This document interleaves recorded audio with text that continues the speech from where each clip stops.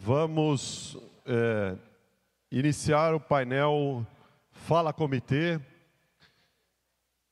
Bem-vindos ao ENCOB, 25º ENCOB, em Natal, Rio Grande do Norte.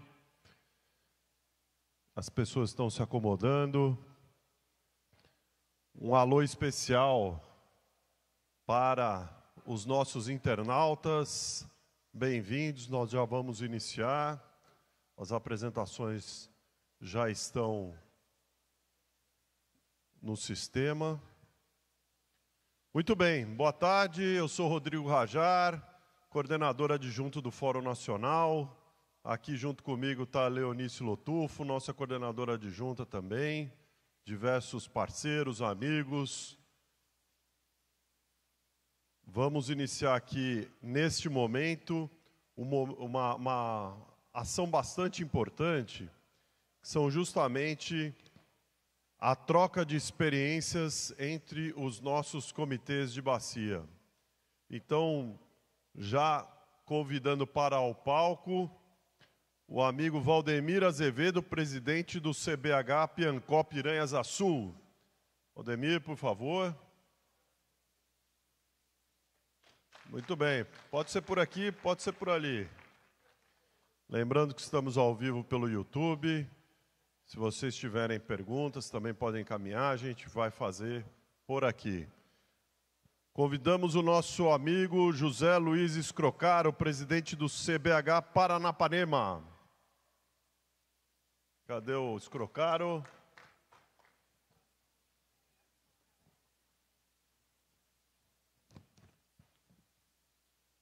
Convidamos a compor a mesa o amigo Ibrahim Fantin da Cruz, presidente do CBH Sepotuba, Mato Grosso. Tem torcida aqui. Isso é bom. E para compor a mesa aqui, fechando, e para podermos iniciar o trabalho, o amigo Rodrigo Guimarães de Carvalho, vice-presidente do CBH Apodi Mossoró, aqui do Rio Grande do Norte, que nos recebe tão bem. Já estamos aqui com o Escrocaro. Muito bem. Vamos lá, querido. Muito bom, muito bom.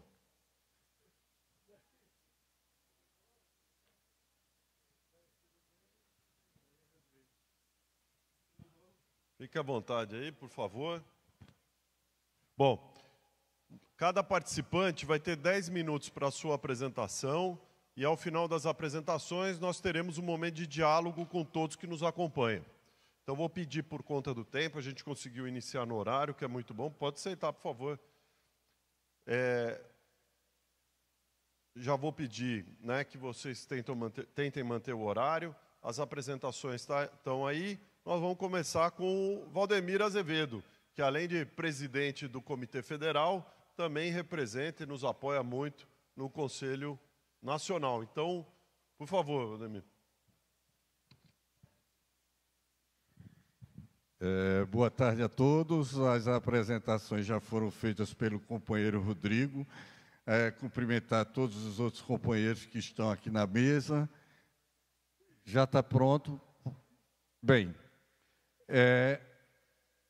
a gente vai falar sobre uma ação exitosa que o nosso comitê realizou durante um período crítico em que tivemos, onde ocorreu uma seca profunda, uma seca grande, uma seca prolongada de 6 anos na nossa bacia.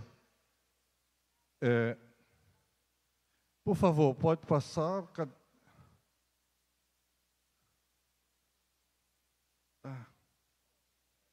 que ter no aparelho, né? Onde é que passa aqui? Aqui vai para frente.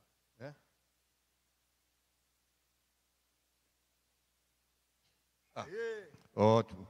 Bem, gente, esse aqui é o sistema que a gente chama Curema Mãe d'Água, que são 2 reservatórios, um de 700, 2 reservatórios, Curema e Mãe d'Água, que essa água, a gente usa essa água de Curema Mãe d'Água para abastecer 17 cidades do estado da Paraíba e 4 cidades do estado do Rio Grande do Norte.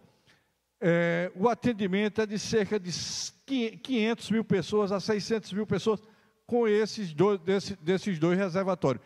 Essa água ela é transportada pelo rio e chega em alguns pontos, tem as captações do sistema feito pelo a Cagepa, que é a nossa companhia de água e esgoto da Paraíba, ou a CAERN, que é a companhia do Rio Grande do Norte.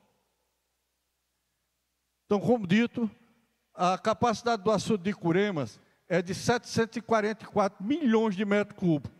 E a capacidade do açude de Mãe d'Água é de 545 milhões de metros cúbicos. Esses açudes eles são interligados. Na realidade, o sangradouro de Curemas é na parte a montante do reservatório, que a água vai para Mãe d'Água também, que Mãe d'Água é que verte para o rio Aguiar. Então, são abastecidas, como disse, 17 cidades do estado da Paraíba e 4 cidades do Rio Grande do Norte. População de aproximadamente 600 mil habitantes. E o percurso que a água tem de ir, é lógico, tem várias captações no percurso do rio. E no percurso do Rio Piranha, nós temos a estação de Pombal, a estação de Paulista, estação de São Bento. Depois chega a cidade de Jardim de Piranha, onde tem a estação lá, que abastece os 4 municípios do estado do Rio Grande do Norte. Essa água, no seu percurso total, chega a 120 quilômetros para a última cidade, para o abastecimento da última cidade, é a cidade de Caicó, uma cidade com cerca de 70 mil habitantes, e que lá, essa cidade, como as outras, sofreram, como a gente vai ver a seguir, com a questão da estiagem.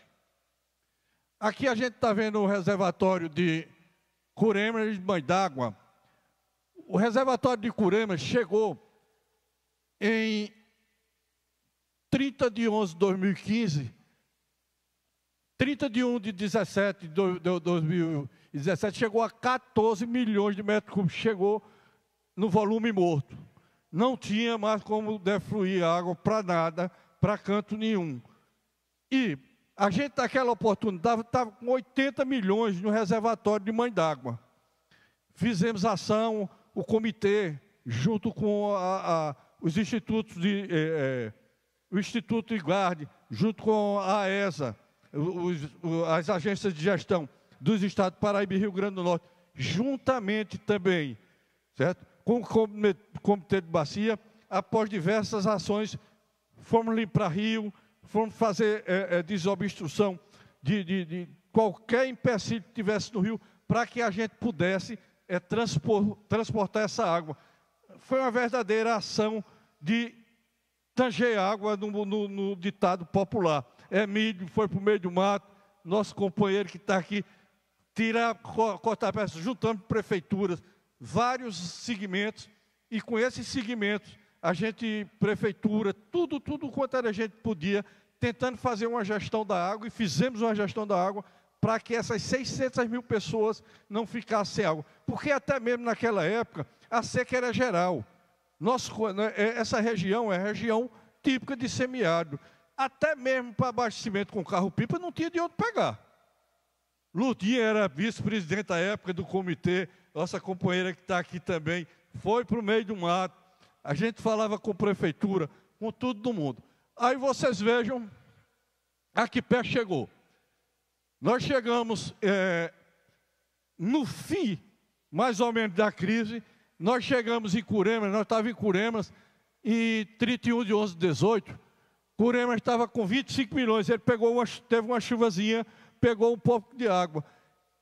No entanto, o reservatório de Mãe d'Água, ele foi para 15 milhões, também chegando no volume morto. Curemas pegou um pouco de água e tudo isso a gente fazia administração de água. A companheira Geni, que sabia que era da CAERN, era desespero total. Geni chegou a gastar dinheiro da CAERN, que é a companhia de água aqui do Rio Grande do Norte, na Paraíba. Não sabia nem que podia, mas ela disse, eu vou ter de gastar, senão o povo fica sem água. Então, as ações, foram diversas ações em comitê, com os órgãos gestores estaduais, com a ANA, foram diversas ações que nós fizemos, foram várias resoluções, né? Chegou-se a suspender todo e qualquer uso de água que não fosse para consumo humano. A gente chegava arbitrariamente até em propriedades, não era, velhinha? Chegava, o cara estava com uma bomba de 10 cavalos para jogar água lá para o bicho dele, para a família, e a gente dizia, pode não, essa água tem que chegar para abastecer as populações lá de baixo. Então, fomos o quê? Tivemos as ações emergenciais, certo? Proibimos barramento no rio, e depois instalamos réguas milimétricas, fizemos ação de fiscalização através de sobrevoo.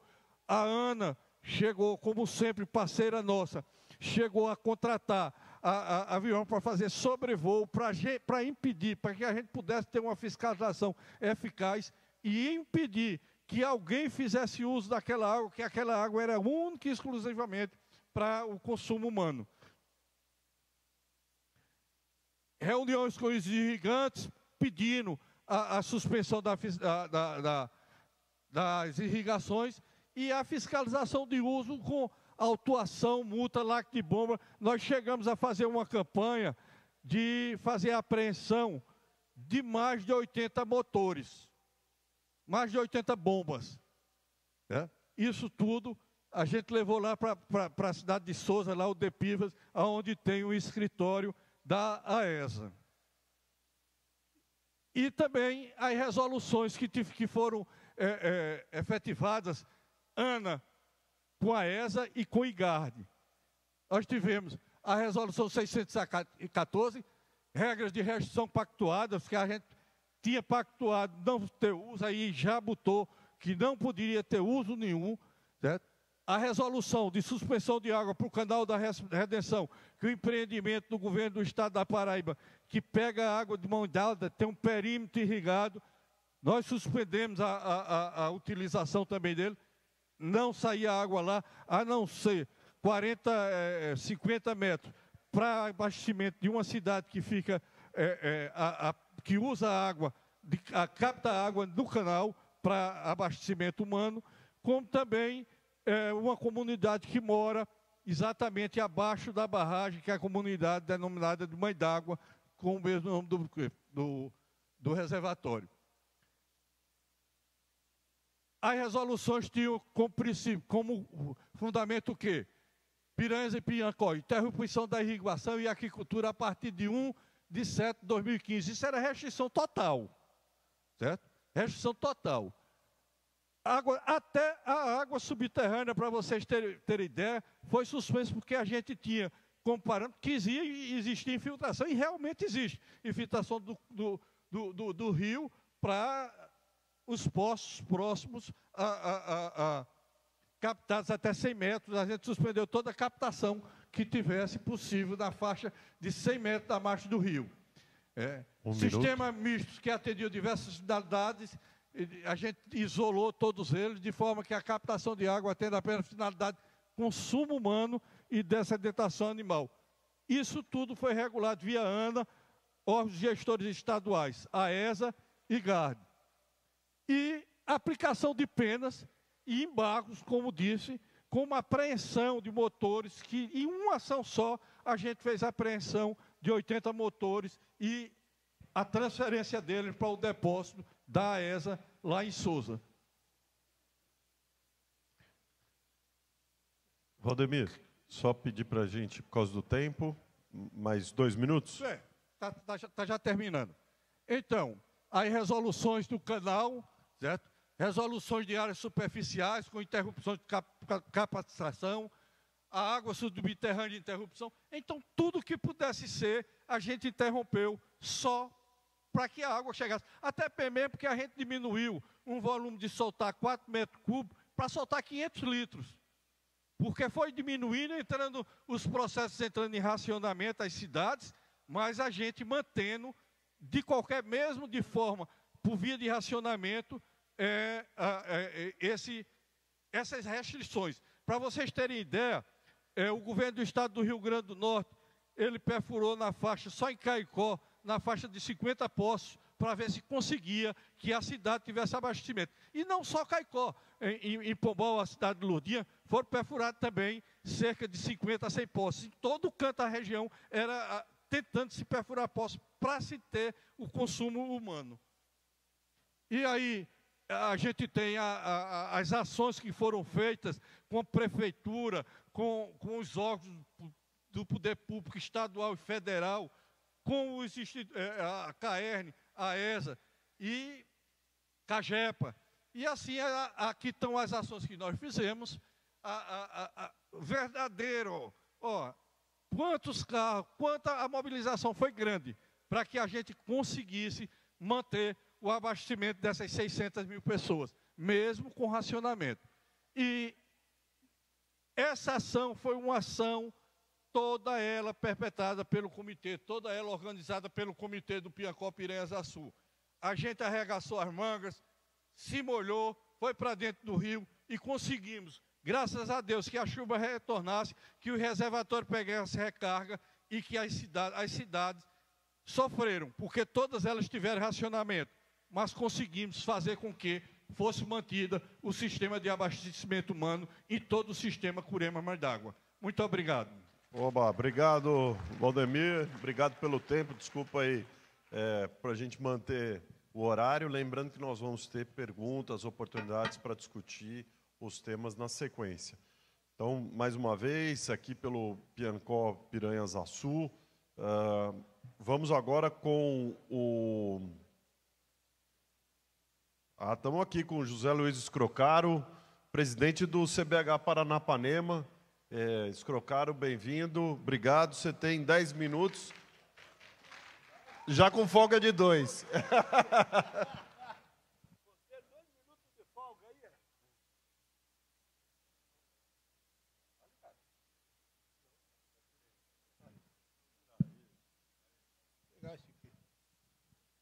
Vamos lá, pessoal. Meu amigo, eu vou falar também de crise hídrica.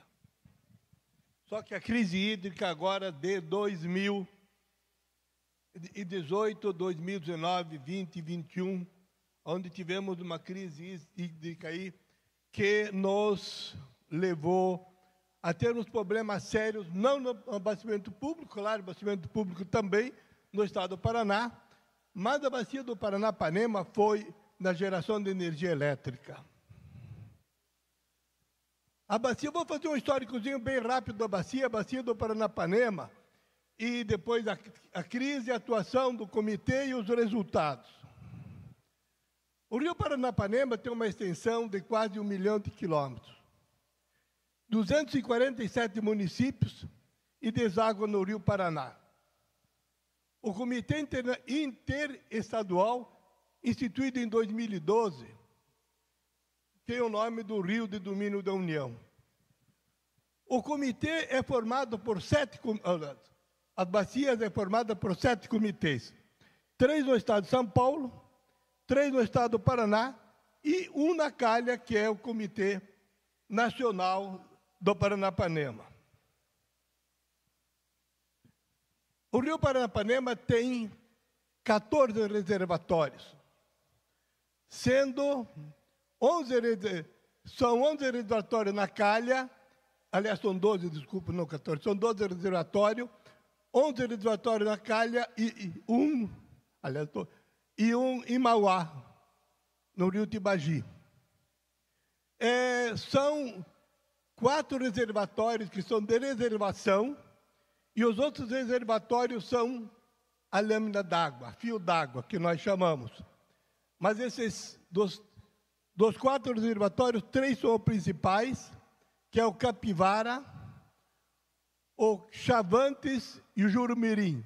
O Mauá é um reservatório, embora seja de reservação, mas ele é um reservatório de pequeno porte.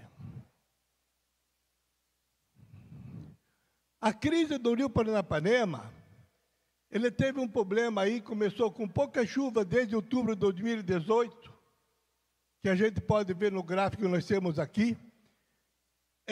O efeito Laninha foi um dos problemas que nós tivemos com... Espera aí. Tá bom. Eu estou ficando de costas para vocês, me chame, ainda bem que tem alguém que me chama a atenção aqui. Os menores índices de pluviosidade registrados nesse período, setor de turismo e prefeituras municipais acionam o comitê, os industriais, os irrigadores, os piscicultores, todos com problema sério. Nós chegamos a ter 7% do volume útil. Nesse período, com problemas seríssimos de geração de energia. E vocês sabem, todos sabem que aquilo que o nosso amigo falou aqui, quando falta pão, todos brigam e ninguém tem razão. E quando falta água, também a discussão é grande. E água é vida. Sem água, nós não conseguimos viver. Nós, o comitê, acionamos a Agência Nacional de Águas e montamos a sala de crise em 2019. A mobilização dos 7 comitês instalados no Paranapanema foram essenciais. A mobilização dos segmentos usuários de água e o poder público estadual dos 2 estados e dos municípios foram significantes e propícios para que a gente conseguisse suprir parte da crise. A participação ativa da diretoria na sala de crise, aqui eu quero citar, eu participava, SAMEC, mais do lado do Paraná, Soraya, Emílio e Denis para o estado de São Paulo. Nós estávamos em todas as reuniões, combatendo, apresentando sugestões. A divulgação das informações e tomar decisão. Todas as decisões que nós tomávamos, nós divulgamos e fazíamos questão que todos os usuários, todos os membros do comitê, tomassem conhecimento do que nós estávamos fazendo. Foi montado, então, um espaço exclusivo no site do comitê, para que todos pudessem ter acesso ao site e tivessem conhecimento do que nós estávamos fazendo. Montamos um boletim mensal dos reservatórios do Paranapanema. Fizemos a cobertura das salas de crises com um acompanhamento constante. Alertas em períodos específicos. Assim que se tinha um período mais crítico, fazíamos um alerta com antecedência que estava se procedendo, porque tínhamos na sala de crise uma equipe que fazia as previsões futuras. Campanha especial para as redes sociais, sempre montando um sistema para que todos pudessem ter acesso e conhecimento do que estava acontecendo. Série de reportagens, reservatório do Paranapanema. Fizemos um boletim onde mostrava a variação constantemente de como estava se procedendo os níveis de todos os reservatórios. E divulgação periódica para a imprensa. Reuniões junto aos prefeitos municipais, explicando as situações do que estava acontecendo e pedindo que todos fizéssemos alguma ação para que a gente pudesse fazer com que até vinha as precipitações, a gente se acalmasse. Um webinar, a gestão dos reservatórios da bacia do Rio Paranapanema. Fizemos um webinar do SINGRET e seus desafios, do Sistema Nacional de Gestão de Recursos Hídricos e os desafios que nós tínhamos que tomar adiante.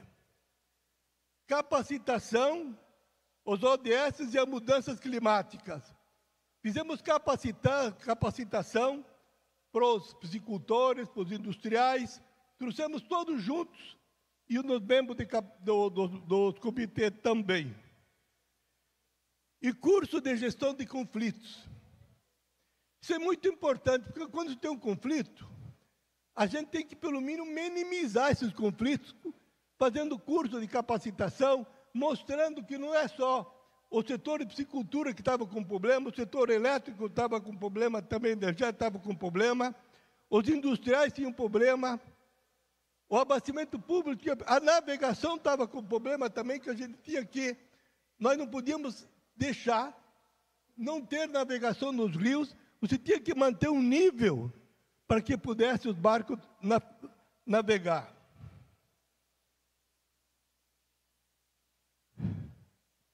As reuniões com as diretorias foram importantes.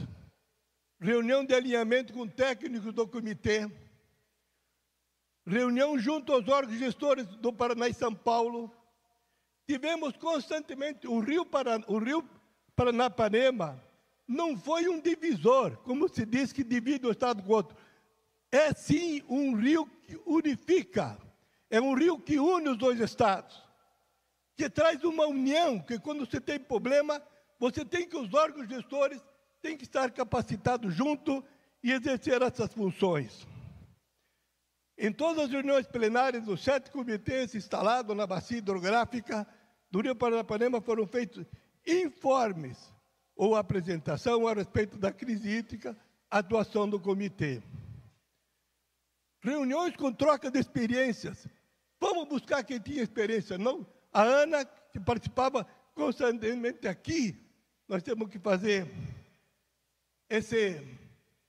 dizer um agradecimento pela Ana pelo que fez por nós junto nesses dias.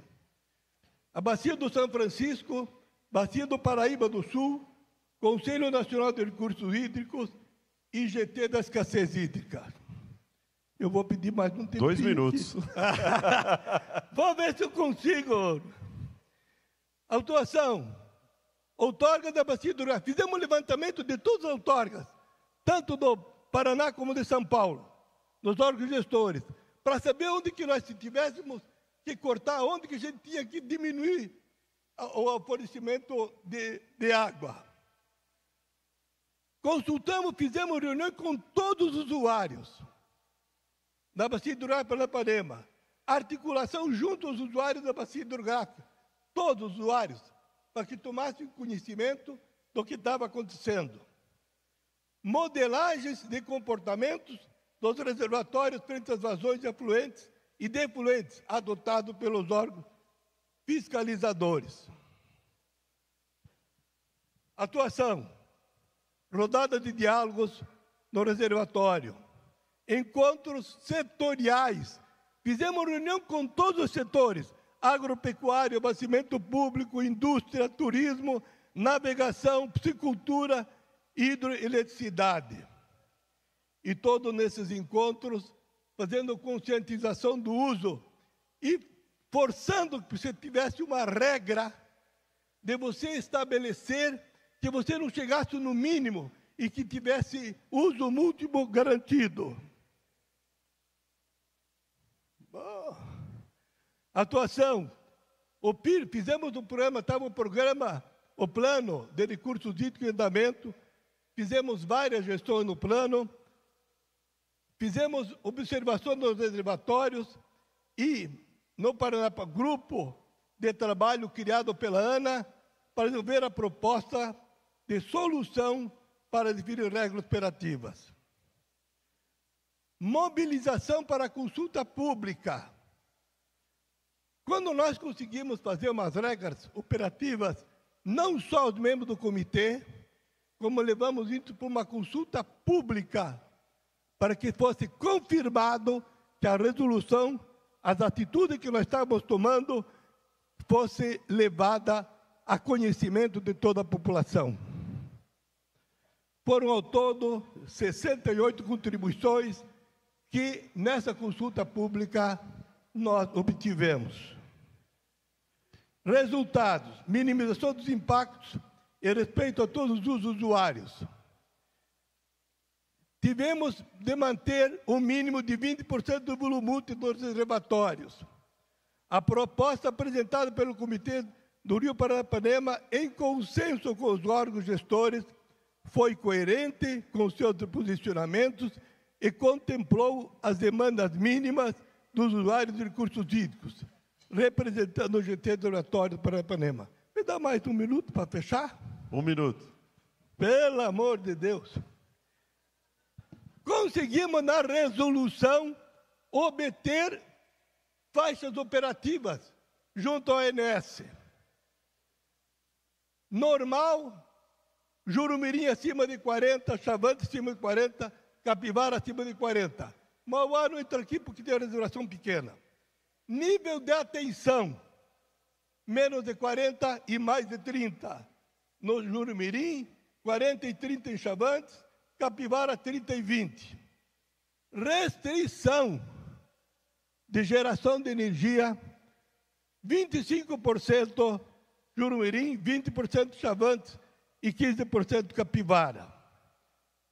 E assim nós conseguimos que fosse assinada uma resolução em número 132, aprovada em 10 de outubro de 2022, em vigor desde 2023. A ABIN, Agência de Inteligência Brasileira, veio questionar a nossa resolução. Fizemos várias explicações, mostramos passo a passo o que nós fizemos e fomos aprovados sem restrição pela ABIN. Usuários engajados e participativos, Comitê do Paranapanema, protagonista e mediador do conflito. E ganhamos o selo de ouro pela resolução esse ano. Obrigado! Obrigado. Eu não podia deixar... A Soraya fez uma maldade comigo. Me colocou no painel junto com o Paranapanema. Obrigado, querido. Me colocou junto, só para eu falar bem do Paranapanema, né, Escrocaro? É verdade. Então, obrigado. Depois eu vou fazer uma breve colocação de cada um. Já vamos passar para o próximo. Você tem mais 1 minuto aí depois, viu? 1 minuto e uns 120 segundos de sobra aí. Vamos colocar aqui agora. Obrigado, Escrocaro. Por favor, Ibrahim Fantin da Cruz, presidente do CBH Sepotuba, Mato Grosso, por favor. Boa tarde a todas e a todos. Diferente dos colegas que me antecederam, eu iniciei o processo, né, de atuação na gestão de recursos hídricos recentemente e vou trazer um pouco do estudo de caso que a gente viveu lá na nossa bacia hidrográfica. Então, a gente vai tratar um pouco aqui dos impactos da crise hídrica na população de Tangará da Serra, no Mato Grosso. Vou falar também de crise hídrica, como os colegas trouxeram. Bom, só para contextualizar, nossa bacia hidrográfica fica no estado de Mato Grosso, na região sudeste do estado. Especificamente, a bacia que a gente vai tratar é a bacia ela contida na bacia do Sepotuba, é uma subbacia na região do córrego do Queimapé. A área, ela consiste basicamente na área superior à estação de tratamento de água que atende a cidade de Tangará da Serra, localizada neste ponto. Então, aqui é um pouco dos históricos. Se a gente olhar o histórico das crises hídricas lá na nossa região, a gente pode identificar, nos últimos 20 anos, a ocorrência de 8 eventos críticos. E se a gente olhar atentamente, os principais eventos, os eventos mais severos, ocorreram nos últimos anos.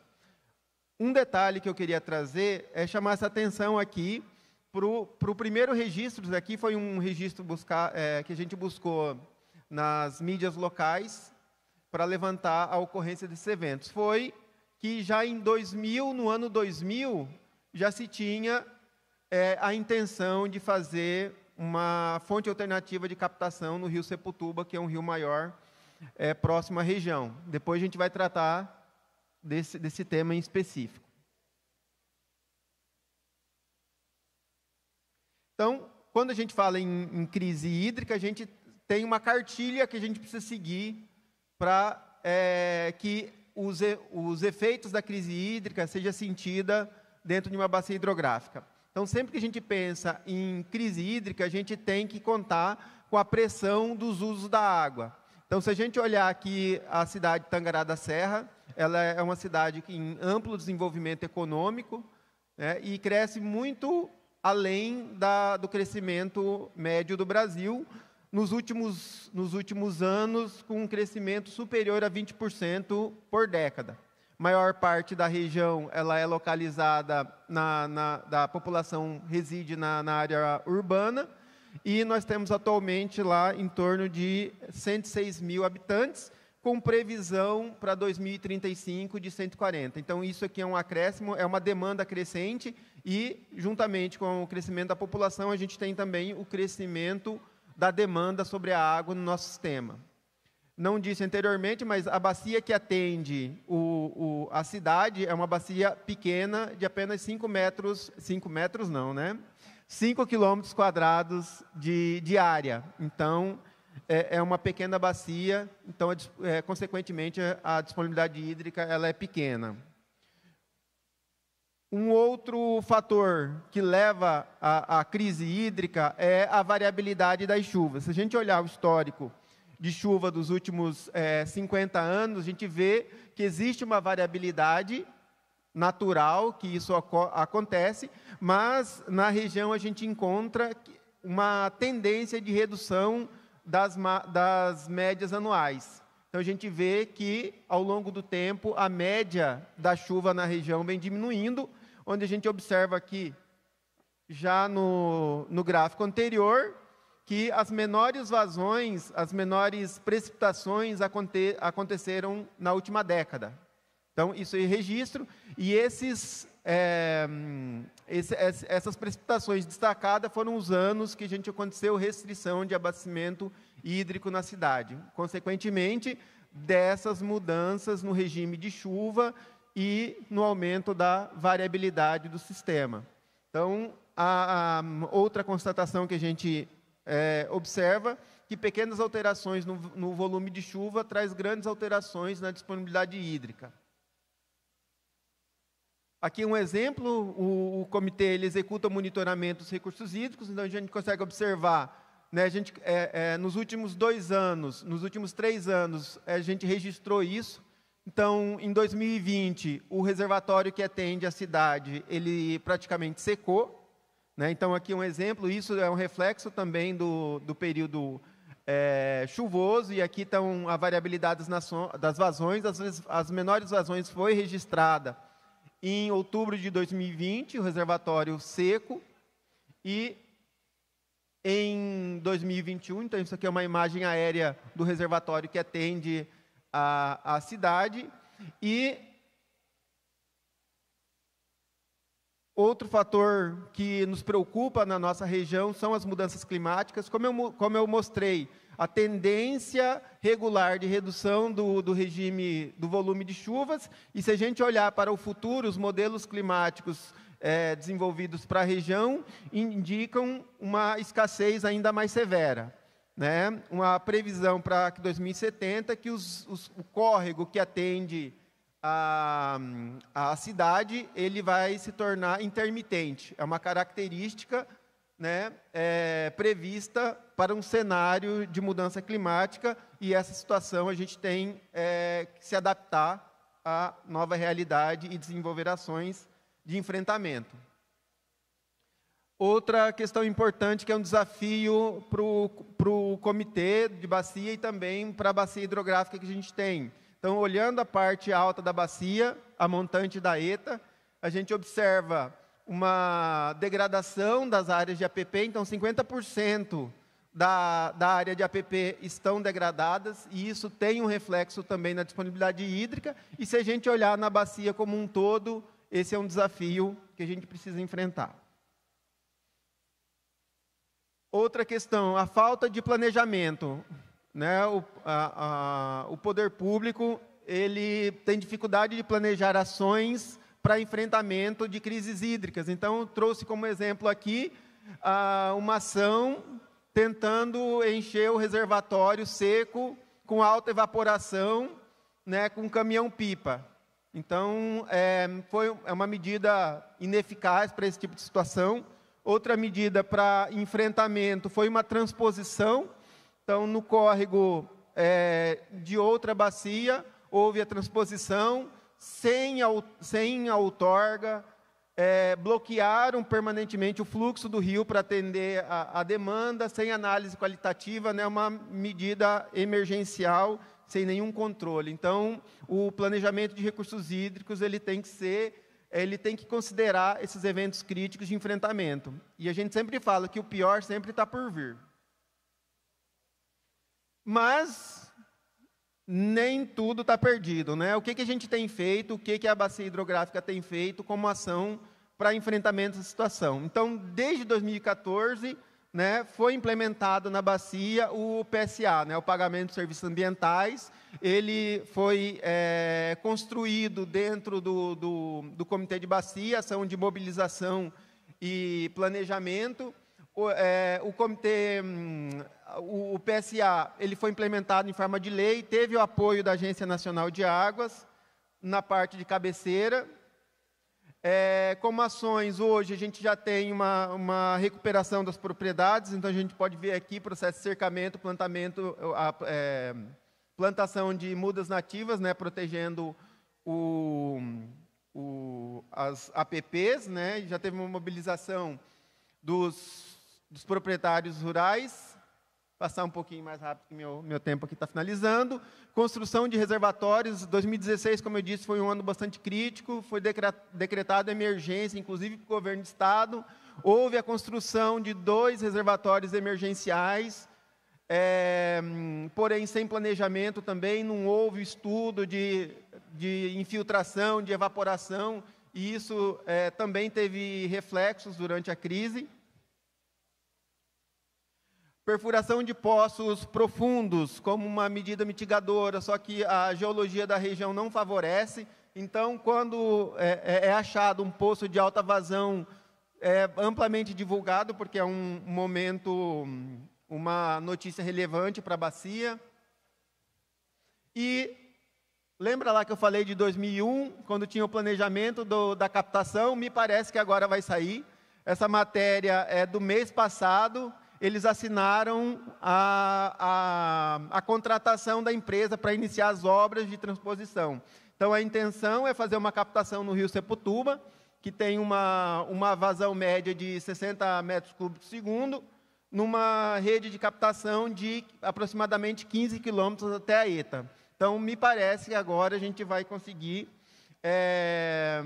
reduzir a insegurança hídrica da região. 2 minutos. Estou acabando já o último aqui. O papel do comitê, né? A gente destaca o papel do comitê desde a sua formação, um comitê formado em 2010. Já em 2011, nas reuniões do comitê, a gente já começou, eu não estava presente, claro, mas o comitê começou a discutir o programa de pagamento de serviços ambientais do produtor de água da ANA. Em seguida, começou a ter uma mobilização pelos seus membros da prefeitura, escola técnica estadual, já apresentou as primeiras ações. Em 2013, o comitê convidou um representante da ANA para conduzir esse processo dentro do comitê. Representações municipais, através de audiências públicas, mobilizou o poder público e a comunidade da relevância do projeto. E, em 2014, como eu disse, a lei foi aprovada e hoje o PSA está em funcionamento no estado do Mato Grosso. É o único do estado do Mato Grosso que em funcionamento. E com com o apoio ali municipal. Além disso, nós atuamos na mediação de conflitos no momentos de escassez hídrica e o comitê também realiza o monitoramento hidrológico e de qualidade de água da bacia. Então, agradeço no tempo. Muito obrigado. Obrigado, Ibrahim. Obrigado pelo compromisso aí com o tempo. A gente tem até as 18 horas. A gente consegue, a gente é o último painel, né? Então consegue esticar um pouquinho, né, professor Petros?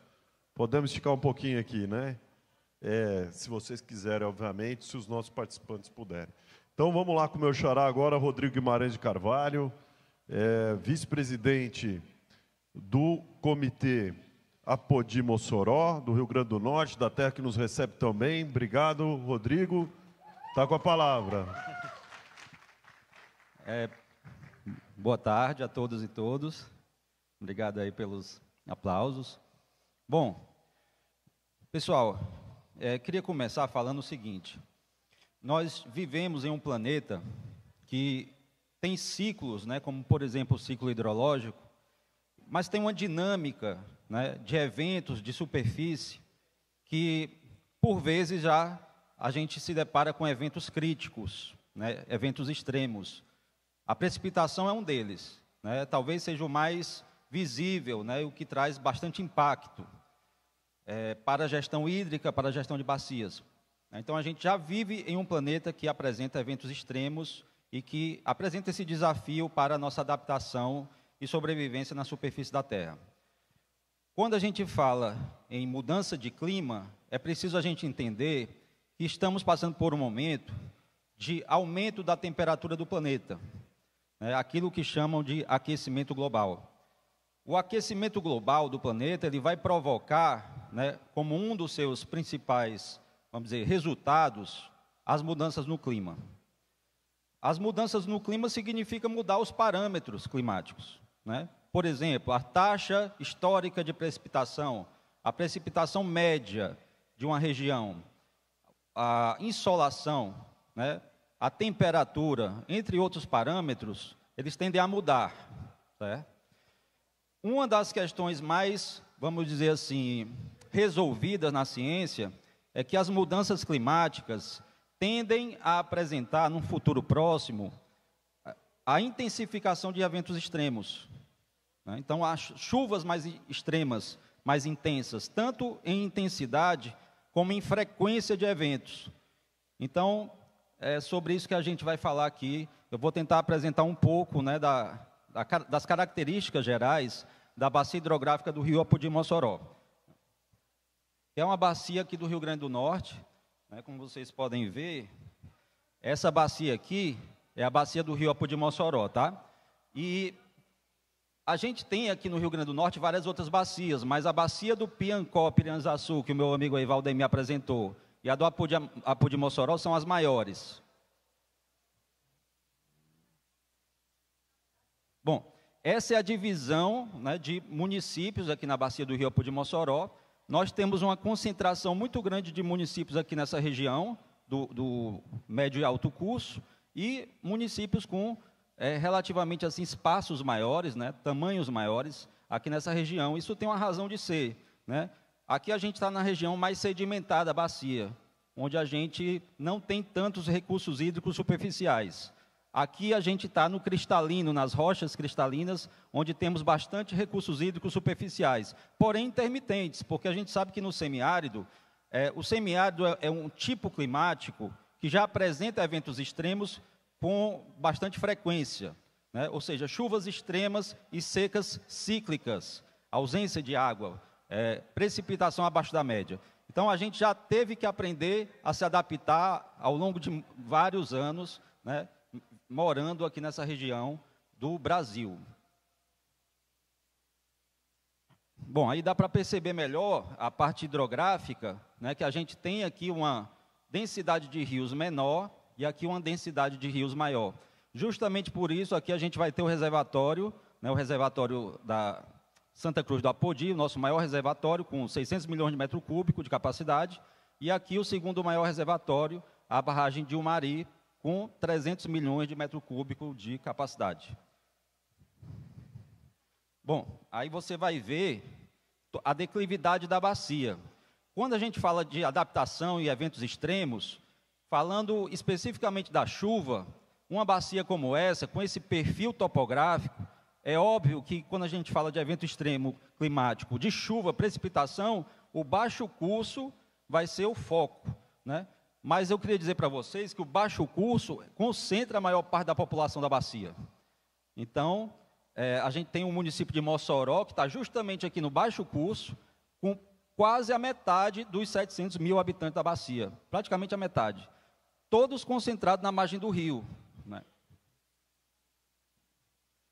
E aí, pessoal, mostrando aí a cidade de Mossoró, né, que está no baixo curso e que tende a sofrer numa bacia como essa, mais inundação, mostrando aí dados históricos de 1985, a maior enchente da história de Mossoró, né, e a cidade fica nessas condições.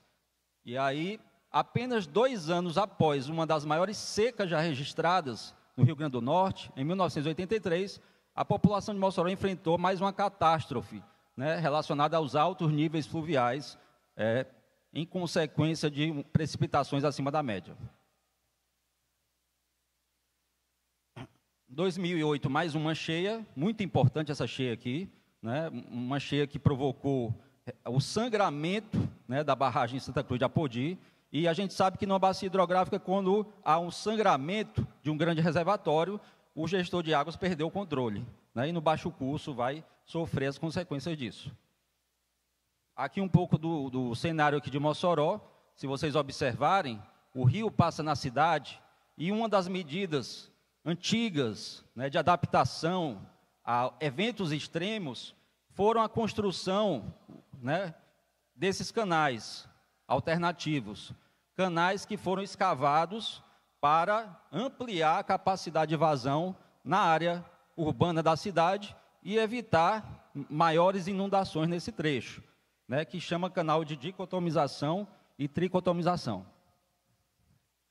E seca, né? Passamos por uma seca muito longa, praticamente 10 anos de seca entre 2010 e 2020, e medidas de adaptação foram tomadas. A gente já conhece, por exemplo, carro-pipa, perfuração de poços e muitas outras medidas. 2018, mais cheia, né? Evento extremo de chuva, cheia na cidade de Mossoró principalmente.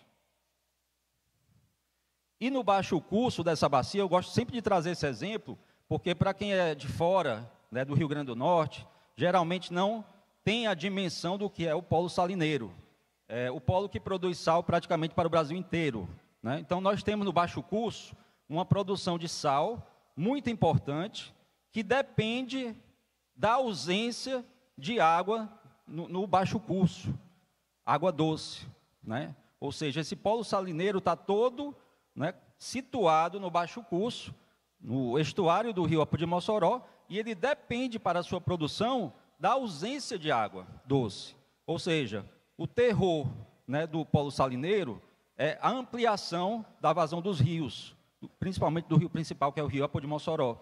Então, essa é uma questão muito importante quando a gente pensa em eventos críticos, porque é um setor econômico muito importante para a região e para o Rio Grande do Norte. Aí, para vocês terem uma ideia de como é que é esse polo salineiro, né? Aqui é o rio, certo? O rio passando aqui no estuário, e tudo isso daqui são tanques, né, que a gente chama de tanques de produção de sal, ou evaporação ou cristalização do sal. Essa água que abastece esses tanques não é do rio, é a água que entra a partir do mar, nas marés mais altas, essa água é bombeada e jogada para dentro desses tanques, e aqui é produzido o sal que você consome na sua casa. Alguns cenários aqui da bacia, para vocês entenderem como é que é a situação da bacia semiárida do rio Apodi Mossoró. Esse gráfico vai mostrar para a gente aquilo que eu falei no início, né? Entre os 52 municípios aqui da bacia do rio Apodi Mossoró, há uma concentração de pessoas vivendo em Mossoró, na cidade de Mossoró, na área urbana de Mossoró. Então, de 750 mil habitantes, 320 mil, uma estimativa, vive na área urbana de Mossoró, né? Isso é muito importante quando a gente pensa em adaptação, por exemplo, a eventos de chuvas extremas e inundação. E, assim, outro detalhe é que quase 35 municípios têm até 10 mil habitantes, né? Poucos habitantes, o que torna isso um desafio para a gestão hídrica, né? Para a segurança hídrica.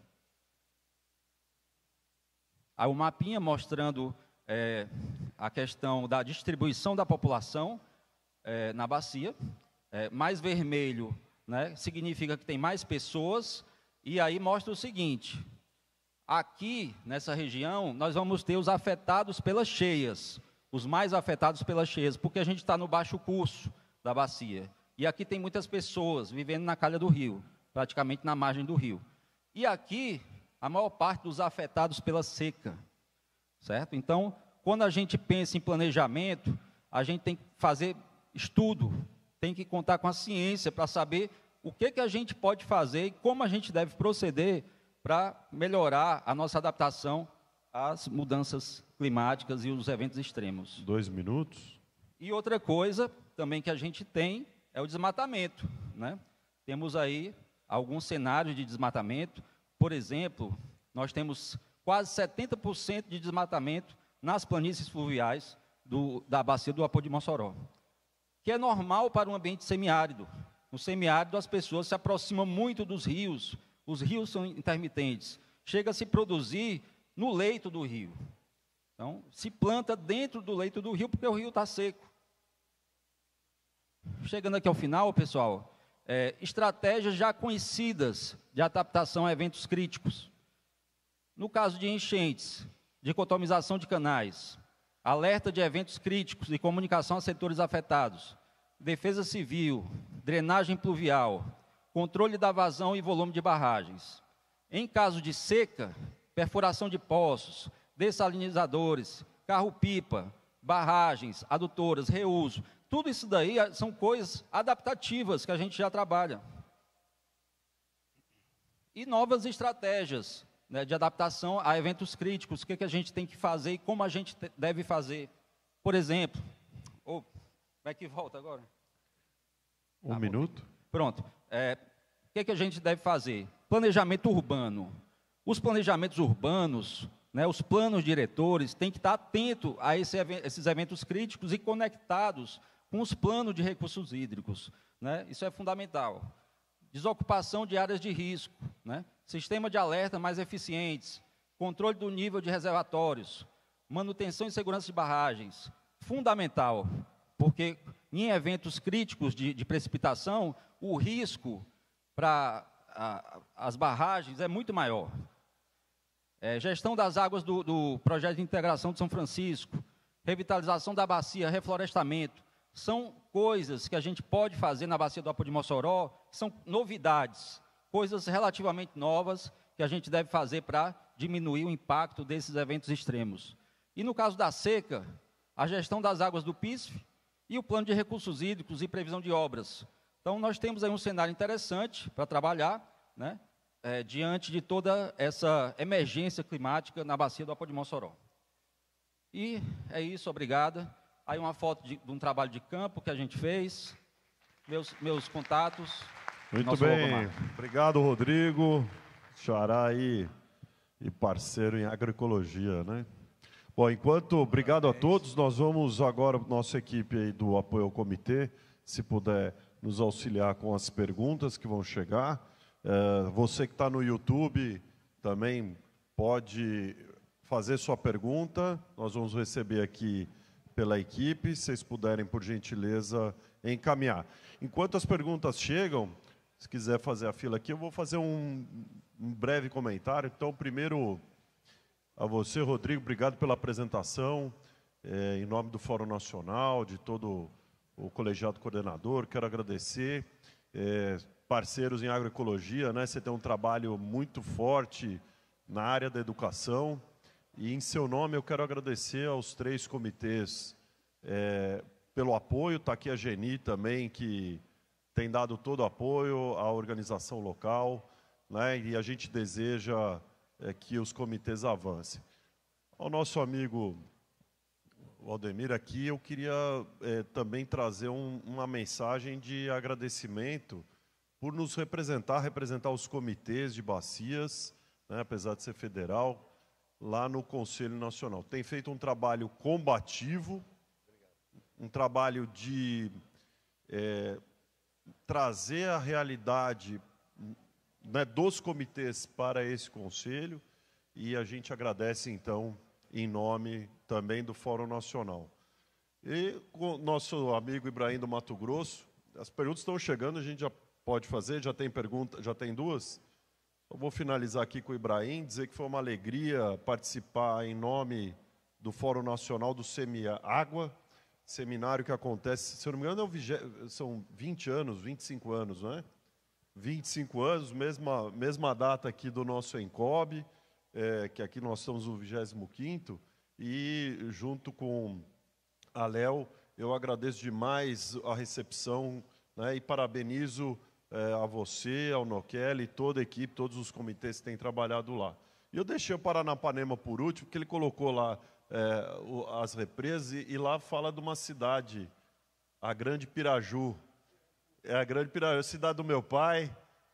Então, eu sou um pouquinho Paranapanema também, por parte de pai, né? Então, eu quero agradecer, um beijo para ele. Eu quero agradecer a você e ao Paranapanema pela apresentação, mas quero agradecer também, Escrocaro, pelos 3 últimos anos, o INCOB teve um papel fundamental do Paranapanema e do Estado do Paraná, através do governo do Estado, do governador, do secretário, do Instituto TRA, que está aqui a Dani, que eu vi também. Obrigado, viu, Dani, pelo carinho. Então, vamos passar para as perguntas. E... microfone? Eu vou pedir a gentileza de quem for fazer a pergunta, falar o nome e o CBH de qual participa, e a pergunta para quem é que vai ser direcionada. Obrigado. Boa tarde a todos e a todas. Sou Zoraide Pessoa, da Universidade Federal do Rio Grande do Norte. A gente vem trabalhando com pesquisas voltadas justamente para o tema da mesa, né? Capacidade, governança e adaptação em contexto de bacias hidrográficas. Nas falas, né, ficou evidente um contexto de que a gente está nesse processo de mudanças climáticas. Todos os representantes de comitê apontaram o contexto de que necessitam pensar novas governanças para a gestão de águas voltada para a adaptação. Mas, em todas as falas, todos os exemplos, né, de como hoje é tratado a questão de escassez, seca, no contexto de bacias, são de ações de mitigação e não de adaptação. Carro-pipa, reservatórios, todas essas experiências, né, é mitigação. Então, a gente não está atuando frente ao problema.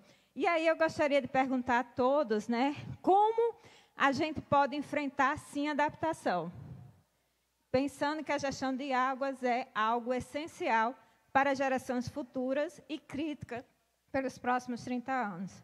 Obrigada e parabéns ao evento. Obrigado. Como foi uma pergunta direcionada para todos, eu vou pedir para ser mais uma pergunta e a gente passa numa sequência, pode ser? Mais duas? Vamos ouvir a próxima, se tiver resposta a gente avança. Tem mais ali...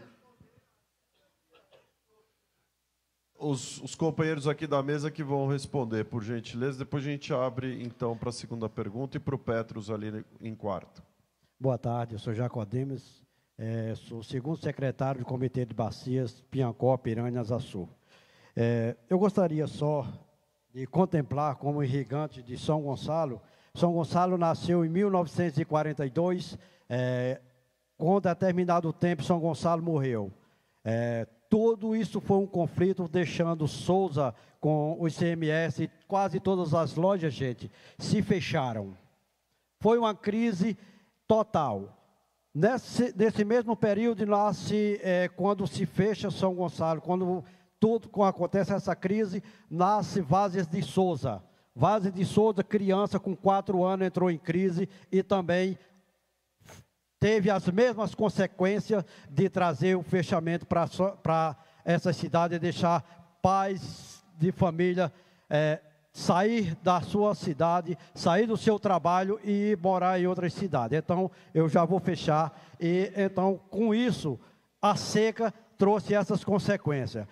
Trabalhamos hoje com o Comitê de Bacias, com a expectativa de não errarmos mais, porque nós acreditamos, Valdemir, que nós aprendemos com essas consequências que a seca tem trazido para nós. Muito obrigado. Obrigado. Vamos passar, então, para essas duas colocações, depois a gente volta para mais uma rodada de perguntas. Rodrigo, quer responder a primeira pergunta? Pronto. Eu procurei aqui colocar, né, professora Zoraide, procurei colocar na minha apresentação algumas reflexões sobre o que a gente já faz e o que precisamos fazer daqui para frente. Se fala muito em segurança hídrica, mas falar em segurança hídrica para a gente também não é novidade. Com os eventos extremos, com as mudanças climáticas, é evidente... Só um pouquinho, Rodrigo, por favor. Se vocês puderem, por gentileza, só conversarem um pouquinho mais baixo aí ao lado, por conta do nosso amigo que está conversando aqui. Obrigado. Com as mudanças climáticas, é evidente que adiciona, né, mais um ingrediente para a nossa insegurança hídrica. Então, nós precisamos, primeiro de tudo, acho que o que é mais importante hoje é a gente investir em conhecimento, para entender direitinho, porque a gente está falando de um tema extremamente complexo, né? Como vão ser essas mudanças climáticas, se já estão sendo essas mudanças climáticas, são questões que a gente precisa examinar com muito cuidado e as ações também. Existem medidas, né, de mitigação e adaptação. Algumas medidas que a gente toma, elas vão servir tanto para mitigação como adaptação, né? Mitigação, tudo aquilo que reduz, né, as causas das mudanças climáticas, né? Tudo que reduz a emissão de gases do efeito estufa. E adaptação, tudo aquilo que é feito para organizar ou reorganizar a sociedade diante das mudanças e dos desafios que surgem, né, em função das mudanças climáticas que vão avançando, né, a cada grau que aumenta o aquecimento global. Então, eu acredito que a gente tem que investir muito em estudo, que não adianta a gente pensar num tema complexo de maneira rápida e simplista. A gente precisa avançar muito nos estudos da bacia do Aporto de Mossoró, no Rio Grande do Norte como um todo, para entender e subsidiar ações que possam realmente ser efetivas, e no caso dos seus estudos, né, dos seus grupos de pesquisas, que são extremamente necessários para que a gente possa avançar com isso. Scrocaro. Bom, eu gostaria de responder a pergunta que nós conseguimos fazer com que se saísse uma resolução aonde nós temos 4 sistemas de alertas, e não, depois que a gente conseguir implantar essa resolução, hoje nós não tivemos mais crises hídricas. Então, quando chega no 40%, o setor energético sabe que tem que começar a pensar lá na frente o que pode acontecer. Quando chega no menos do que de 40%, chega no 30%, também aí já está começando a entrar num setor mais crítico. E no 20%, ele tem que parar de diminuir. O 20% é o limite do reservatório, porque você tem outros usos que não só energéticos. E nós conseguimos implantar isso. Tanto que a BIM veio lá em cima de quem? Quem denunciou nós foi o setor energético. Claro, eles queriam usar água a mais em todo o tempo. E a gente conseguiu o quê? Chegando no 20%, só pode gerar o que entra, o mesmo volume que sai. E nós conseguimos, com isso, ter uma resolução eficiente e que vai, com antecedência, colocar as termoelétricas em geração, embora custe mais caro, mas se você não colocar agora, você vai ter que colocar lá na frente, cria uma crise maior de geração de energia, e você deixa os outros usos serem sem usufruir dos recursos hídricos. Então, graças à ação da ANA e à ação do Comitê de Bacia, de todo o grupo, dos empresários, do poder público, dos órgãos gestores que se mobilizaram, nós conseguimos ter uma resolução, tanto que ganhou o selo de ouro. Posso sentir? Oi? Bem, na realidade, a cada crise, a gente aprende um pouco, professora. Só que, às vezes, as crises, elas chegam de uma forma também diferente. A crise que nós tivemos a partir de 2011, quase todos os reservatórios, eles verteram, o nosso sistema era bem. Mas só passamos 6 anos de uma seca, a gente não esperava uma seca tão prolongada. E eu acredito que termina-se procurando, através da mitigação, diminuir o sofrimento das pessoas da forma que é viável. Agora, a questão de fazer uma boa gestão, eu acredito que os planos de recursos da bacia e tentar a gente fazer o máximo com que o planejamento seja mais eficaz. E cada vez que a gente com sofrimento, aquele negócio, eu não sei se foi Procópio que tinha um chavão, Procópio gostava de dizer, a gente levando no lombo que a gente vai aprendendo, cada vez a gente aprende mais. Muitas vezes a gente jamais esperava passar por uma situação dessas. E, às vezes, a ação são ações de mitigação. Até mesmo porque existem horas que pouco depende da gente. A gente só teria de pedir ao Pai do Céu mesmo a chuva. Isso aí Luiz Gonzaga já cantava há 200 anos. O nordestino sabe disso. Então, realmente são os planejamentos. Os planos de recursos da bacia, se tentar botar em prática e realmente que o poder público realize as ações necessárias para que a gente não fique mitigando, e sim a gente possa fazer uma gestão que tenha a capacidade de fazer as previsões necessárias. Quanto ao colega Jacomedes, realmente a gente sofreu muito. A questão que você falou de Sousa também, a cidade de Sousa perdeu, Rodrigo, 160 mil pés de coco. Sousa distribuía coco para o Brasil inteiro. 160 mil pés de coco secaram.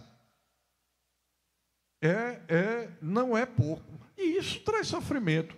E a gente espera realmente, a gente aqui agora já tem um alento, a transposição, já está chegando lá, eu acho que a gente não volta a sofrer, mas, por exemplo, até mesmo a cidade de Sousa, nesse período de seca, o açude de São Gonçalo secou totalmente, o açude de São Gonçalo secou, a água começou também de Sousa a ser vindo daqueles 70 milhões, 79 milhões que a gente tinha em Mãe d'Água. Ia para o Pivas, e do Pivas se fazia a distribuição para a cidade. Mas vamos esperar que a gente não sofra mais. Ibrahim, por favor. Acho que pode sintetizar o que os colegas trouxeram, né? A gente precisa entender o que nos espera e desenvolver ações contínuas de enfrentamento. E isso vai fazer com que ocorra uma mudança de comportamento, e a gente só faz isso através do planejamento. Precisamos planejar, entender o que vem pela frente e, com isso, planejar, estabelecer o que eu sinto falta, é um planejamento de ações concretas em eventos extremos. Que, mesmo em ações de planejamentos, os eventos extremos, às vezes, são deixados de lado, né, dependendo da escala da bacia. Então, a gente precisa pensar em ações concretas de enfrentamentos de eventos críticos, que nem sempre devidamente enfrentados. Muito bem.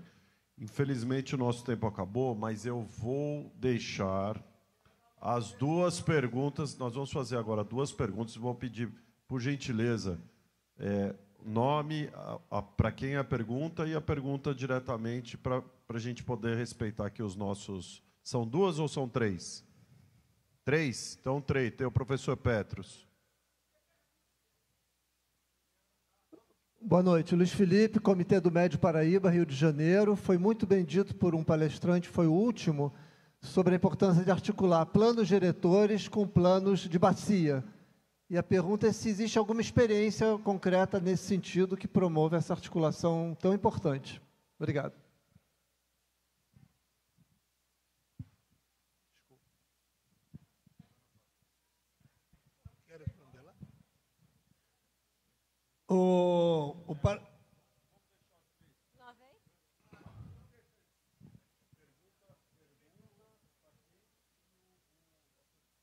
Meu nome é Rui Ramos, eu sou de Goiás. O meu comitê é o CBH-CVSM. Eu sou engenheiro agrônomo, trabalho em Santiago. E eu não tenho pergunta para fazer, eu quero dar a resposta, uma sugestão para o Nordeste inteiro e para o mundo. Eu não gasto minuto. Essa água que estava invadindo Mossoró e foi feito os canais para ela passar, ela foi perdida. Ela está perdida. Ela tem que ser armazenada lá em cima, com curvas em desnível a 0,5% e armazenada em bacia de contenção. Outra curva a 0,5% e outra bacia. Outra curva de 0,5% e outra bacia. Próximo da APP. Ela vai infiltrar e vai nascer no manancial. Por mais tempo. Vocês não vão perder a água da chuva que estava inundando Mossoró. Ela vai ficar armazenada lá em cima e vai servir para o Nordeste e para o mundo. Façam isso e vocês serão felizes.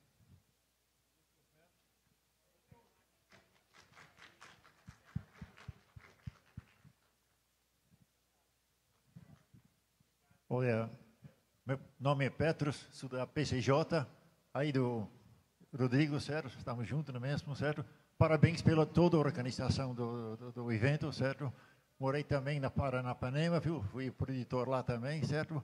E o que ele está falando agora de segurar a água dentro do subsolo para vir com mais calor, eu também acho certo.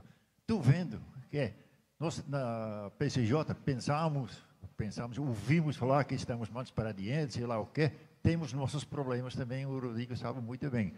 Eu acho que aqui, Rodrigo, aprendemos também, ouvindo vocês todos aqui, lutadores pela água, para cada PCJ, certo? Vocês todos estão aqui ainda para aprender e mostrar o que vocês conseguiram num piores problemas, certo? Com criatividade de ter alguma água para não morrer gente, pelo menos, certo? Continua, gente, continua. Parabéns para vocês todos. Continua e nós vamos ter melhores tempos para nosso Brasil. Tempo acabou, né?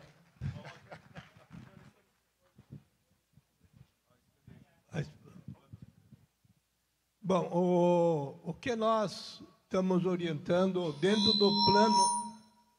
do plano de bacia do Paranapanema é que os planos diretores dos municípios, quando forem renovados, eles levem em consideração as cheias, que levem em consideração as curvas de alagamento, para que possam, no futuro, não ter mais esses problemas. Segundo, quando da estiagem, a sala de crise continua plenamente até hoje, inclusive porque nós estamos vendo que nós passamos por um sistema de crise hídrica e pode vir agora o sistema de chuvas intensas, principalmente no estado de São Paulo, de Rio Grande do Sul, Santa Catarina, minimizando um pouco no estado do Paraná e chegando até São Paulo, no Paranapanema, também um pouco mais ameno. Porém, o El Niño agora que está chegando, ele vai criar problemas seríssimos com estiagem, né, aqui no Nordeste, como já aconteceu em outros anos. Então, nós vamos ter provavelmente, se isso é tudo previsões, são previsões que vêm altas, chuva de alta precipitação lá no sul e de escassez de água no Nordeste novamente. Então, a gente tem isso planejado, estamos mantendo dentro dos planos, sequencialmente, sala de crise. O SAMEC faz parte da sala de crise, eu, quando posso, participo. Então, a gente está tomando todas as providências para que se evite o máximo possível algum desastre maior ali para frente. Com relação a conhecimento sobre a existência de planejamentos integrados, integrando o plano de recursos hídricos com o plano diretor municipal, eu desconheço no âmbito da gestão pública, mas no âmbito da pesquisa eu conheço bastante trabalho que promove o conhecimento, que dá pistas, né, sobre como pode ser feito um planejamento integrado. É claro que vai variar de bacia para bacia, porque depende muito da dimensão da bacia. A bacia do Apo de Mossoró tem 52 municípios, né? A do São Francisco tem muito mais. Então, à medida que a gente amplia, né, essa bacia, vai ser mais difícil conectar com a realidade do município, porque é uma questão de escala. Mas qualquer município que está dentro de uma bacia, que tem plano de recursos hídricos, ao fazer ou refazer o seu plano diretor municipal para a área rural e urbana, deve rigorosamente verificar e estudar o plano de recursos hídricos para entender o que ele diz sobre o seu plano diretor, as necessidades que ele tem que implementar no seu plano diretor. Isso é óbvio. Com relação à questão do fazer as barragens, né, para reter a água, eu acredito que hoje está mais perto para a nossa realidade da bacia do Apo de Mossoró, a gente conseguir organizar as águas do São Francisco, permitindo que essas águas do São Francisco nos dê segurança suficiente para que a gente possa rebaixar o volume dos reservatórios mais importantes. Porque na nossa bacia é assim, hoje, né? Sempre medo de rebaixar demais e medo de ficar muito alto, ficar sempre ali pela metade. Com as águas do São Francisco, a gente pode deixar 20%, 30% ou até menos, ou até 10%. Né, usar o máximo para rebaixar, permitindo que, num evento extremo de chuva, ou no ano extremo de chuva, a gente tenha mais espaço para que ele retenha água sem verter, sem sangrar, como diz aqui. Né? Então, se ele não sangra, não inunda o baixo curso. Né? A não ser as cidades que vão ser inundadas, alagadas por chuvas que vão cair em cima da cidade. E aí não tem galeria pluvial suficiente, ela vai dar aquele alagamento momentâneo. Mas, fora isso, se a gente conseguir manter as águas nos reservatórios que já tem, a gente consegue evitar as enchentes no baixo curso. Isso é possível com as águas do PISF, né, porque elas incrementam algo que nós não temos hoje, que é a certeza se vai chover ou não no ano seguinte, se vai ter água ou não no ano seguinte. Tudo bem, se não chover, a gente liga o PISF. Excelente, obrigado, Rodrigo, obrigado, Valdemir, Ibrahim, Scrocaro.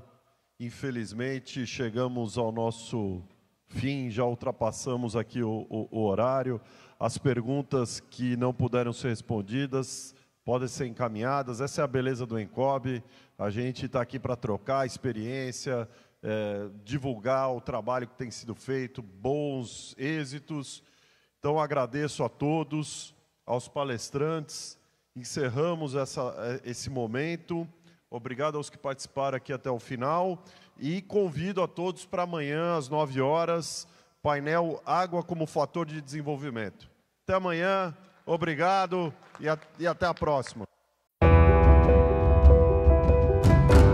De norte a sul, o estado de São Paulo surpreende pela variedade de seu horizonte e pela força de suas águas. Na beleza de suas paisagens, a passagem da água prova que promove avanço por onde passa, indistintamente. Em cada região, os desafios de sua gestão carregam particularidades. Mas sua importância é igual em todos os lugares. Pelo desenvolvimento humano, industrial, do agro e do turismo, o estado de São Paulo tem a água como importante ferramenta e conta com a união do Fórum Paulista de Comitês de Bacias Hidrográficas para a gestão dela. Como uma só voz, membros da sociedade civil, usuários e de governos, reunidos por 21 comitês de bacias de todas as localidades, têm estudado, debatido e promovido investimentos que a água precisa. Dialogando com governos e estimulando a sociedade para uma gestão cada vez mais participativa, o Fórum Paulista garante representatividade em cada quilômetro quadrado do estado. São Paulo cuida de sua água. São Paulo tem desafios. São Paulo tem voz. São Paulo tem e pode contar com o Fórum Paulista.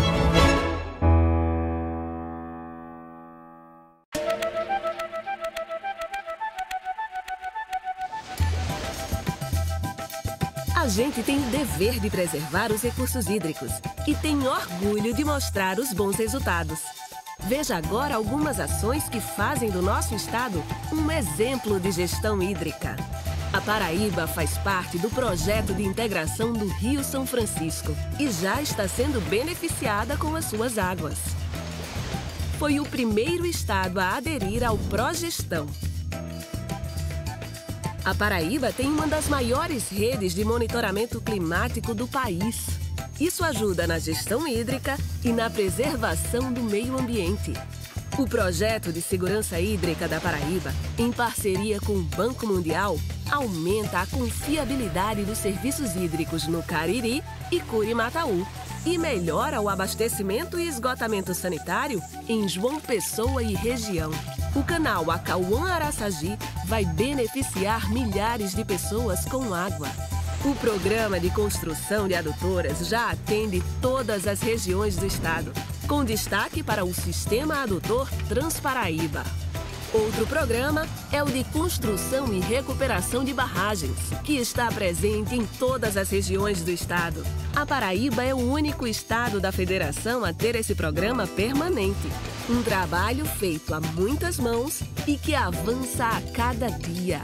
Paraíba, passos firmes rumo à segurança hídrica. Governo do Estado. Cheguem mais, Potiguar. Se acomode para a história que eu vou contar. A história de um Rio Grande, que começou no Marco Zero, em Touros, com a chegada das caravelas portuguesas.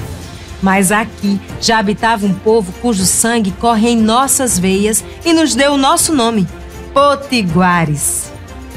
Ao sul do litoral da capitania do Rio Grande, foi construída uma fortaleza para proteger nossos territórios. O Forte dos Reis Magos surgiu ao redor da capital, Natal. O RN é rico e belo de norte a sul.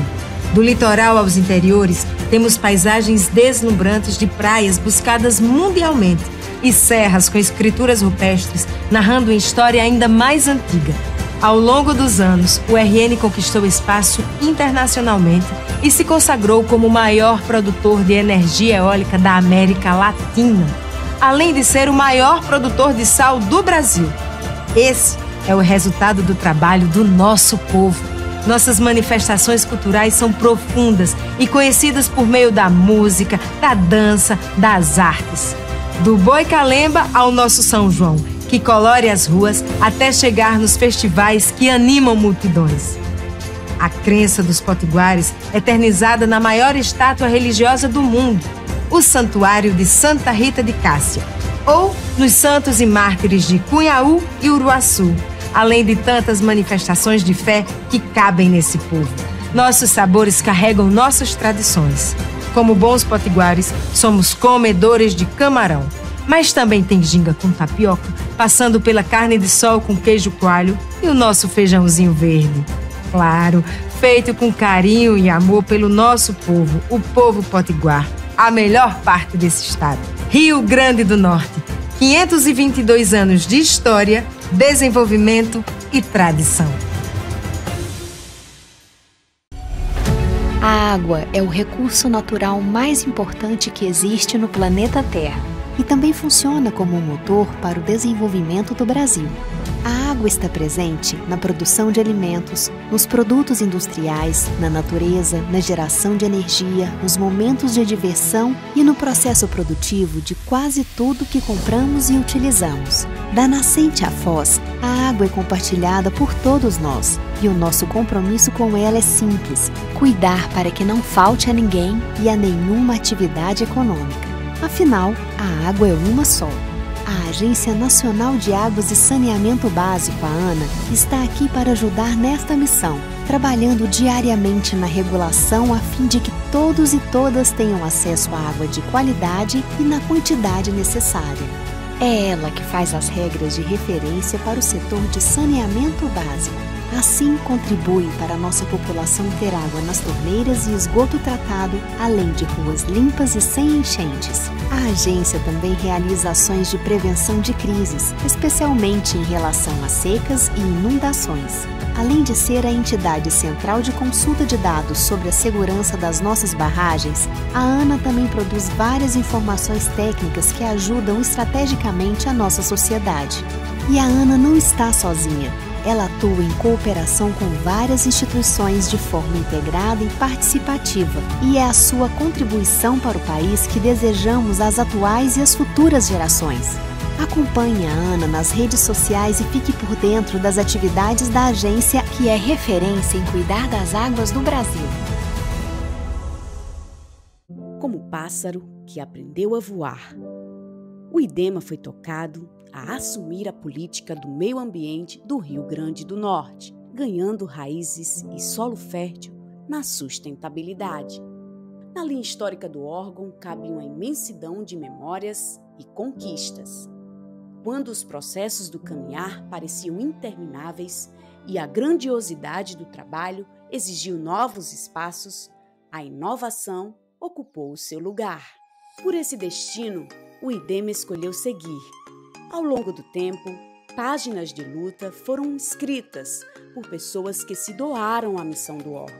Sorrisos, abraços e esforços ficaram gravados nessa trajetória, sempre pelo meio ambiente. Esse é o valor do Instituto Ambiental, fortalecido em 4 décadas. 40 anos de IDEMA. Em toda decisão, o meio ambiente.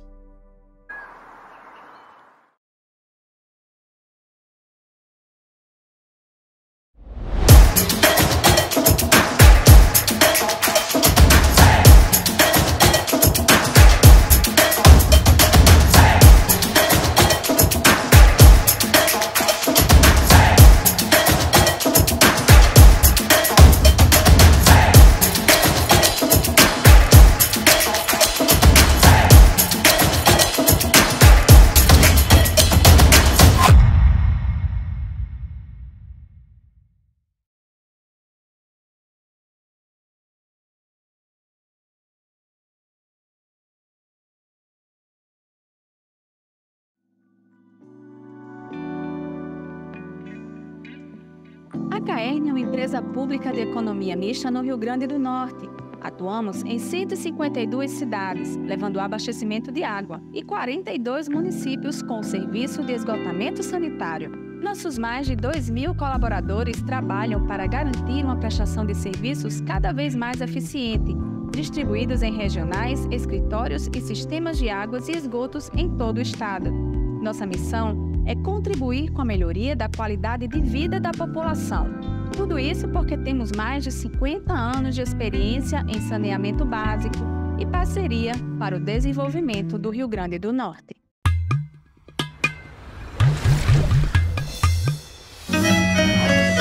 Comitê da Bacia Hidrográfica do Rio São Francisco. Aqui, usuários, representantes do poder público e membros da sociedade civil se reúnem para estabelecer diretrizes e tomar decisões para a preservação e o uso sustentável dos recursos hídricos. Proteger as águas e as comunidades é nosso objetivo.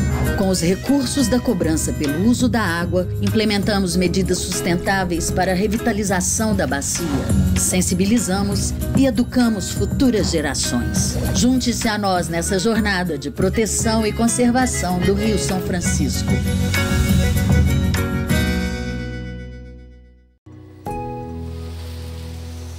Somos aqui em Roça e estamos em Paracatu, no coração do Cerrado Mineiro. As ações de recuperação e preservação desse bioma, tão essencial à segurança hídrica do nosso país, nos orgulham pelos resultados alcançados.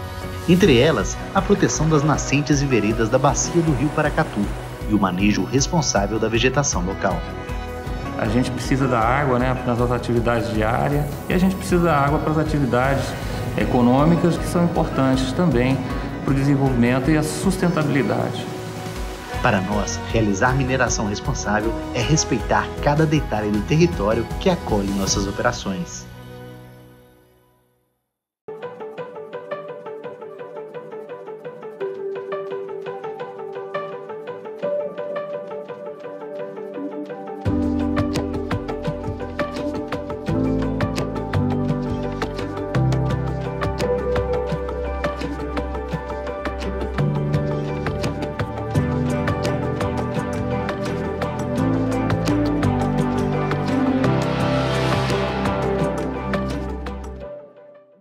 A CPFL faz 110 anos. Uma boa hora de falar do futuro. Soluções que salvam vidas. Iniciativas que melhoram o ensino, mobilidade elétrica, energias renováveis. Tudo isso a gente já faz hoje. Então, como será a CPFL com 220 anos? A resposta é que vamos continuar investindo no seu futuro.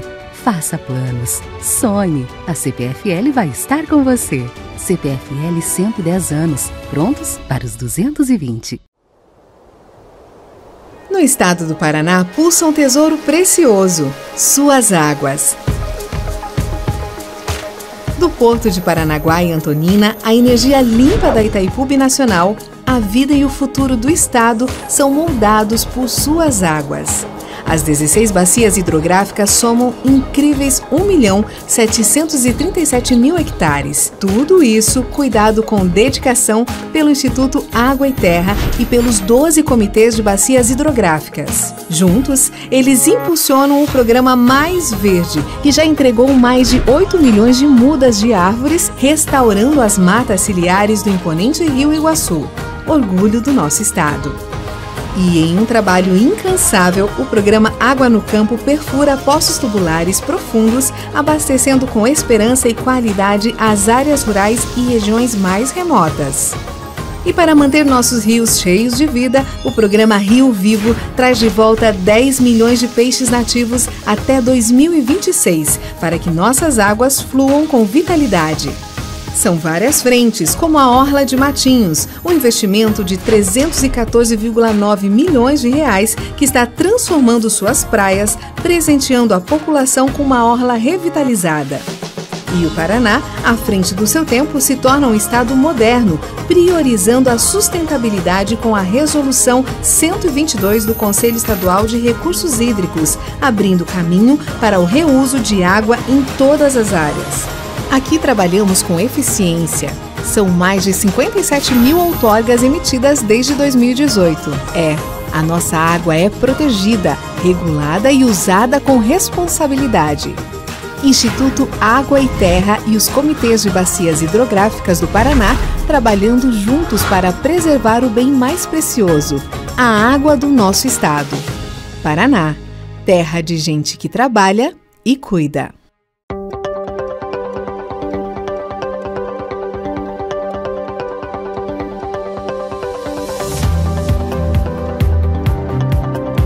O Instituto de Gestão das Águas do Estado do Rio Grande do Norte é uma autarquia vinculada à SEMAR, responsável pela gestão técnica e operacional dos recursos hídricos do Estado, apoiando o Sistema Integrado de Gestão dos Recursos Hídricos do RN. É responsável ainda pela regularização dos usuários de água, através das outorgas de direito de uso dos recursos hídricos e licenças de obra hidráulica. Desenvolve estudos e pesquisas com foco na preservação e educação ambiental para os recursos hídricos. O órgão exerce também atividades como o monitoramento quantitativo e o monitoramento qualitativo das águas do RN. Realiza a vistoria e catalogação dos mananciais por todo o RN, alimentando o Sistema Nacional de Informações sobre a Segurança das Barragens. O IGARNE também faz fiscalizações para coibir o uso indevido da água. O Instituto também exerce a função de coordenação executiva dos comitês de bacias hidrográficas do RN, Apodi Mossoró, Pitimbu e Ceará Mirim. A atividade promove a integração do órgão com os comitês e o desenvolvimento de cursos de capacitação, documentários, livros e vistorias conjuntas. O órgão participa ainda das reuniões de alocação de água dos sistemas hídricos responsáveis pela segurança hídrica do RN. O IGARNE está se modernizando para facilitar o acesso dos usuários de água aos serviços oferecidos pelo Instituto e aos dados sobre a gestão dos recursos hídricos do RN, através do Sistema Integrado de Informações, que abrange todos os serviços e dados da gestão dos recursos hídricos do Rio Grande do Norte. Realize sua regularização junto ao IGARNE e nos ajude a otimizar a gestão dos recursos hídricos estaduais, garantindo água em quantidade e qualidade para esta e as futuras gerações.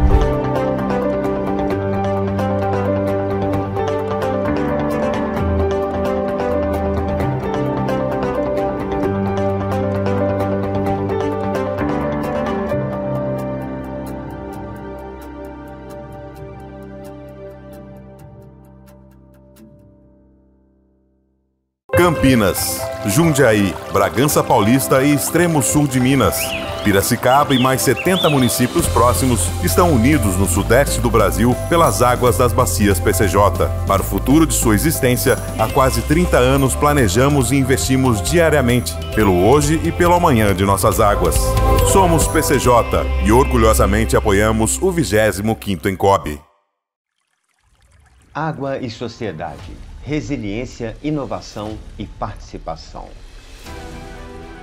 Este será o tema do 25º Simpósio Brasileiro de Recursos Hídricos, o maior evento na área de gestão de recursos hídricos do Brasil e um dos maiores do planeta, que contará com a participação de mais de 3.000 pessoas e o envolvimento com mais de 14.000 participantes em atividades externas. Nos dias 19 a 24 de novembro de 2023, Aracaju se tornará a capital das águas e o palco das discussões científicas a serem disseminadas entre os diversos atores na busca de alternativas sustentáveis que possam auxiliar no desenvolvimento de políticas socioambientais e na gestão de recursos hídricos. Serão diversas conferências nacionais e internacionais, mesas redondas abordando os grandes temas, minicursos de capacitação de alto nível, submissões de trabalhos em inúmeras sessões técnicas, Expo Hidro, uma exposição de soluções e inovações do setor e um olhar para o futuro, com o prêmio Jovem Pesquisador, um reconhecimento e valorização de jovens talentos. Não é mais só sobre debates, é sobre a experiência. Não é mais só para técnicos, é para as pessoas. Não existe plano B. É hora de nos unirmos para engajar o maior número de pessoas com o tema da água.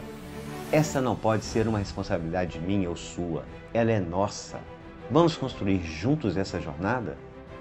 A cidade de Aracaju, localizada entre a foz do rio Sergipe e a foz do rio Vaza Barris, é alimentada permanentemente por uma brisa morna, vinda do Oceano Atlântico, e foi uma das primeiras a ser planejada em todo o país. Sergipe está de portas e braços abertos para receber os participantes do 25º Simpósio Brasileiro de Recursos Hídricos, na capital das águas, Aracaju.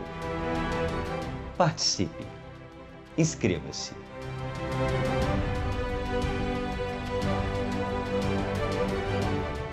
Água e sociedade. Resiliência, inovação e participação. O único lugar onde todo mundo tem voz é dentro dos comitês de bacia. Nós estamos aqui para contribuir para a melhoria das nossas águas, para nós e para quem vier depois. O Comitê do Rio Pará está vivo e ativo.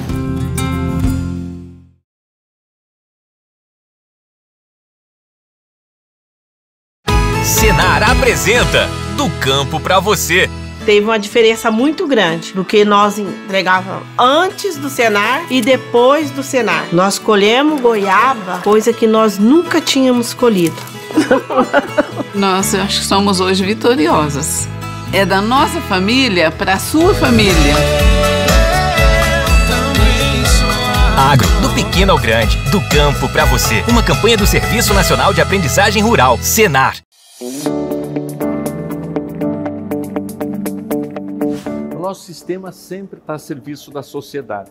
E esse é um ano especial. Nós tivemos os novos governadores que tomaram posse, um novo presidente da República, com certeza muitos projetos de desenvolvimento nacional, muitas parcerias, muitas obras e serviços de engenharia, da agronomia e de geociências. Eu tenho certeza que as nossas profissões irão contribuir, como sempre contribuíram, para o nosso desenvolvimento nacional. Nós vamos estar trabalhando pela nossa população, pela qualidade de vida, pelas nossas empresas, pela industrialização, pela mineração, pela agricultura, para que a gente possa cada vez produzir mais, trazer riqueza, trazer o desenvolvimento nacional e atender os maiores desejos da nossa população, que é a qualidade de vida.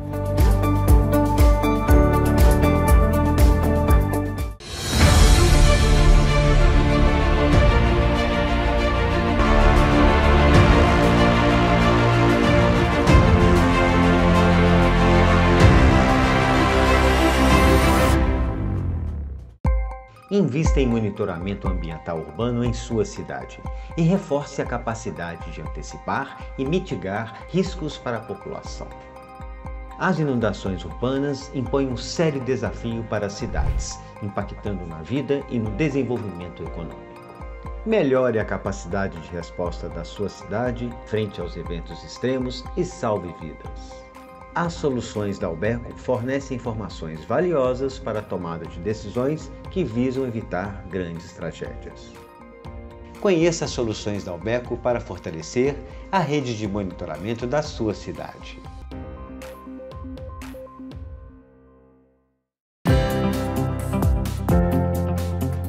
CBH Paranaíba, desde 2008 cuidando das nossas águas e da nossa gente.